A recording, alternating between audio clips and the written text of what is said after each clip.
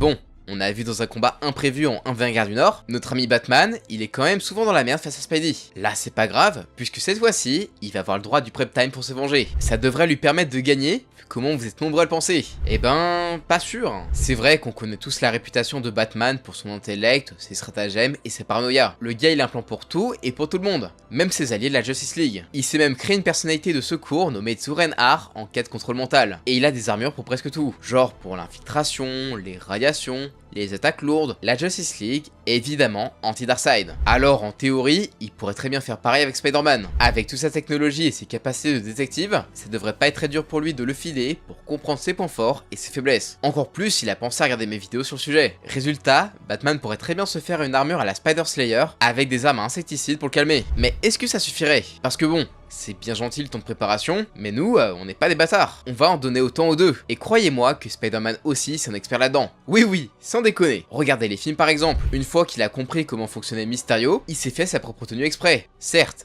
avec du matos Stark parce que MCU, mais quand même. Dans Amazing Spider-Man, quand il a compris ce qu'étaient les pouvoirs d'Electro, il s'est fait de nouveaux lance-toiles résistants à son électricité pour le stopper. En jeu vidéo, on le voit encore mieux lorsqu'il conçoit l'armure anti-Doc Ock. Un clin d'œil à ce qu'il a fait plein de fois en comics. Alors oui, l'armure de Spider-Man que tout le monde connaît et qu'on voit partout, c'est l'Iron Spider faite par Tony Stark. Mais c'est loin d'être la seule qu'il possède, et les autres, il les a faites lui-même. Il y a eu la Mark I faite d'un alliage de métal conçu par Peter pour être par balle, mais assez souple pour garder son agilité. La Mark II, qui faisait pareil avec en bonus des toiles magnétiques. La Mark III, anti-Sinister Six, qui peut voler, tirer beaucoup plus de toiles, possède des Spider Tracers et des araignées de glace, ainsi qu'un casque capable de repérer le grain de sable contrôlant tout le corps de Sandman, en plus de pouvoir faire de la technopathie et de résister aux éclairs d'électro. Et enfin, la Mark IV est bourrée de gadgets offensifs et défensifs, comme ces nouveaux types de toiles laser, acide ou ciment, ses Spider Tracers explosifs, ses Spider Drones, ses disrupteurs soniques, sa technologie anti-contrôle mental. Et ça, c'est sans parler de ses tenues plus spécifiques, comme la tenue discrète qui le rend presque invisible sans émettre de son, ou la tenue faite de molécules instables qu'il a créée pour son variant, Miguel O'Hara de 2099, lorsqu'il était de passage sur 616. Vraiment, sur le prep time, faut pas sous-estimer Spider-Man, qui pourrait très bien espionner Batman de manière ultra discrète pour connaître ses forces et ses faiblesses aussi, histoire de créer une tenue ou des gadgets pour le vaincre. Surtout que lui, en plus, il a un avantage grâce à son Spider-Sense qu'il prévient qu'on l'espionne ou quand il y a un piège. Parfait pour ce genre de situation. Le seul truc où Batman pourrait l'espionner, c'est en regardant des caméras de surveillance. Même si Batman peut aussi faire de meilleurs plans, pas sûr que ça fasse une aussi grande différence si Peter aussi se prépare. Après, même s'il tombe sur un Peter qui se doute de rien, il ne pourra pas vraiment le surprendre à cause de son Spider-Sense.